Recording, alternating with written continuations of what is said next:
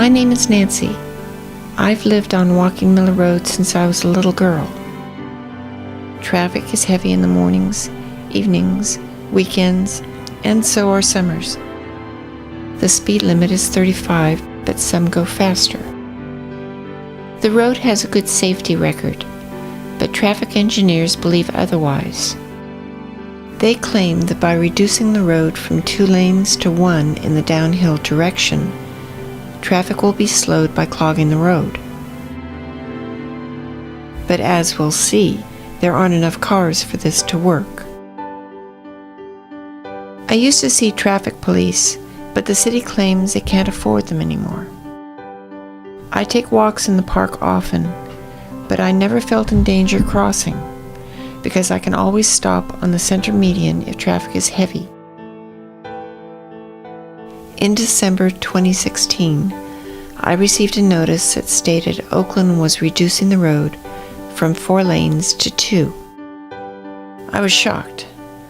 They said because of speeding cars, parking at the playground was risky for people exiting their vehicles, and crossing the road was dangerous.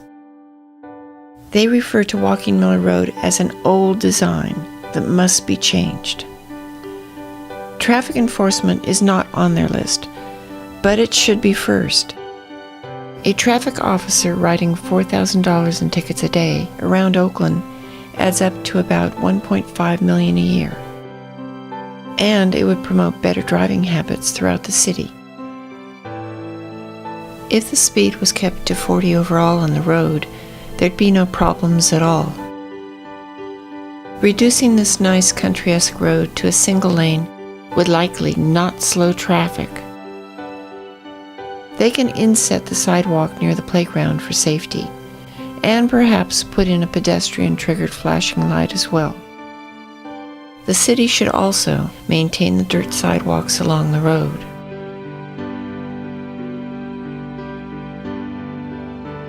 Road diets are planned all around Oakland. We are losing car lanes to bicycle lanes, and simple roads are being transformed into clogged traffic jams. In March of 2017, 125 Oakland residents attended the only meeting regarding the road changes. Public input to stop the change made no difference because the engineers and the city council had already made up their minds. Here's what some of our neighbors had to say. It seems like a real bad idea to reduce it from 2 lanes down to 1 lane. So I'm sure there's better things we can spend our money on. This road is very busy. It services a lot of hill communities. I think it's absolutely idiotic. It is ludicrous to think about spending money on this when you have potholes that can kill you on well-traveled roads like Lincoln Avenue, Mountain Boulevard. It causes more congestion and more pollution. That's not well thought out. I'm not against reducing a lane if it's warranted. I just don't think it's warranted for this specific stretch of the road. I think we need the 2 lanes. I think we need to decrease the speed people go. If you go down here any morning, the cars are already lined up all the way halfway up to the park up here to get onto the freeway. I'm in opposition to all phases of this project. At this time, I've seen no evidence or convincing argument to suggest the lane reduction would do anything positive for the community. I think it'll be a significant hindrance, and I am firmly opposed to the lane reduction prospect. If we're hit by a car at 18 miles an hour, we're going to be bruised, maybe we'll break a bone, but for the most part, we're unlikely to die unless we're an older adult with brittle bones.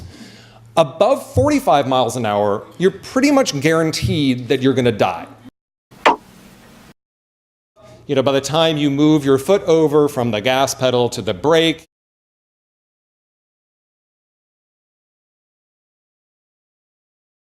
you've already gone 2 blocks and the child is dead. Folks have asked for more police enforcement. They can't be out there 24/7 enforcing speed limits. Stop signs are good in order to allocate right-of-way.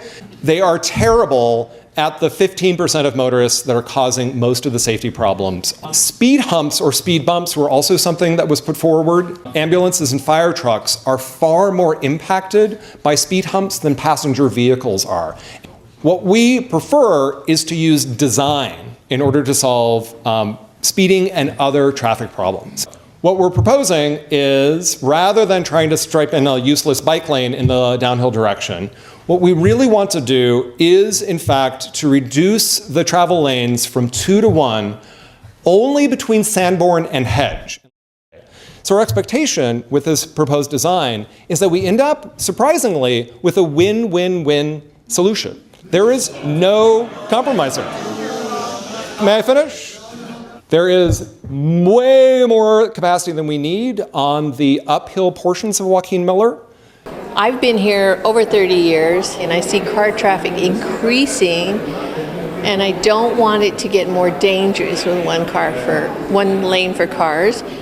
We've heard from some people, particularly people who live in the adjacent neighborhood, and particularly users of Joaquin Miller Park, that it's really scary crossing the street as a pedestrian. I live on Joaquin Miller Road. I cross Joaquin Miller Road into the park 4 times a day with my dog. I have never felt in danger because I was taught by my mom to look both ways. Because of the speeding, it's sometimes really difficult to turn left out of the side street. Cars go fast, but I think maybe they could regulate that more with police officers. What the heck are you people talking about? Don't worsen traffic congestion. Congestion is bad enough as it is. Don't make it any worse. We've heard that loud and clear. Seems to me they are getting county funds to eliminate bottlenecks, and what they're doing is creating a bottleneck. Yeah, I just think a lot more, traffic studies. I think a lot more studying needs to go into before you make that kind of decision.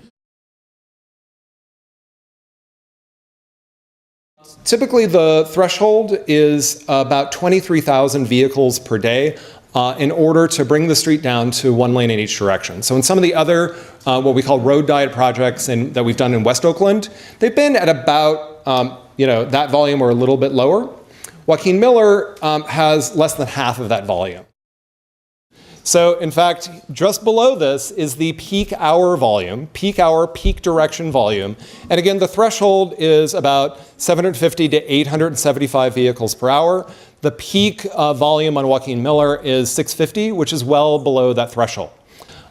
We do want to help address the severe speeding problem by allowing the most prudent driver to dictate maximum speed. I agree people are going fast.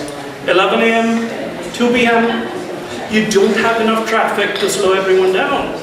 You don't.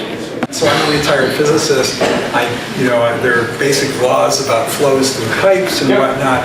And if you start constricting a pipe, you don't really limit the speed of flow through the pipe until it's so constricted you're trying to force so much through that you generate turbulence and then everything stops.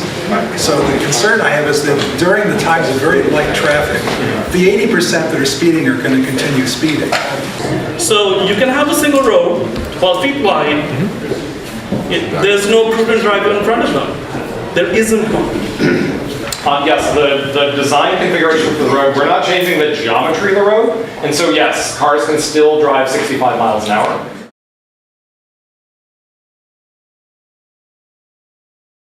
I admit there are cars that are going fast. I do not believe what you propose will help that. I believe you're going to cause an inconvenience to me because I live here and I'm going to have to deal with this 1 lane thing. The only thing that would change speeding is an impediment to speeding. Another car in front of me, speed bumps, speed traps, cops sitting there watching me. Human behavior will not be changed by reducing lanes. So the problem, we're hearing over and over again, but you keep rejecting it. And the problem is we're not having enforcement of what exists out there already. I think after they get tickets, 2 or 3 times, they'll stop. Put a photometer on there with an automatic ticket, and you'll slow everybody down in short order. If you put some speed cameras in, that's revenue producing for Oakland. Why won't you do that? Put a cop car. But I'm just saying that the problem is in enforcement, and now it's wound up in your department. You are, I understand you're responsible for creating safe roadways and things like that. That's part of your job. But those roadways out there right now would not be unsafe if we had enforcement on them. There's no safety problem. There's been no accidents. I haven't noticed it being a safety hazard or anything with the current amount of traffic. We've been fortunate that on Joaquin Miller, there haven't yet been any fatalities. I have not had a problem. I've never been surprised by a pedestrian. I mean, I know where the crosswalks are. I'm very familiar with the road. Because of the playground, I always take the road closest, the number 1 lane closest to the center. When I travel down the roadway, I try and avoid where the cars would be parked and parents would be loading or unloading children, or people would be loading or unloading dogs. So if you are traveling at the speed limit, there has, to my knowledge, not been a huge problem with pedestrians. Reducing it down to a single lane will just make things worse. Will probably cause a lot of collisions, small collisions, but collisions anyway, which will eventually hold up the entire traffic. All we're doing is paint. If it doesn't work, and we are committed to continuing to collect both the speed and the safety data, as well as congestion data, if it doesn't work, we can just put it back. It's not that hard. It seems like the answer to everything is to cut out a lane now. There's a project on Telegraph, on Grand, you have proposal on Park. I don't like the ones downtown, and I just see your team coming through with the answer to everything is let's reduce a lane. And, you know, it just seems to be a mindset, and I think that makes a lot of people feel like, gee, it's just one more thing, and where's it going to be next week, and next week, and next week, and next week? We've got to take another lane away. Keep it the way it was designed to be. It's worked real good for 70 years. Let's keep it that way. Harriet Schlater, and I represent Woodminster Summer Musicals for 50 years. It would be really a problem for my customers to leave the theater on 1 lane coming out of this park on performance nights, 21 performance nights. So I'm definitely against it. When we looked at potential increases or potential like major events in the park and so on, those numbers are so small that they in no way would more than double the traffic volume on Joaquin Miller. It'd be a modest percentage increase. So we have like 1,000 people that are trying to get, 1,000 cars probably trying to get out of the parking lot. And as is right now, it is an issue. Analysis that we've done says that... You haven't seen one of our productions. You have not seen the traffic coming. I've seen the traffic. We have 1 exit out of the parking lot. I understand. Okay, other questions? It's been decided this is going to happen, and I've never been notified. You keep blowing that off, but the fact is, I've never been notified about any of these streets, although I use them regularly. What can we do to make sure everybody who uses a road gets notified before the fait accompli, which this obviously is? We actually suggested that we have this meeting so that we can be here, explain why, explain what, hear your concerns, answer your questions. No. But in terms of what the real requirement is, and I'm not suggesting that we go forward without notifying people, that's not what we want to do. But we're actually not required.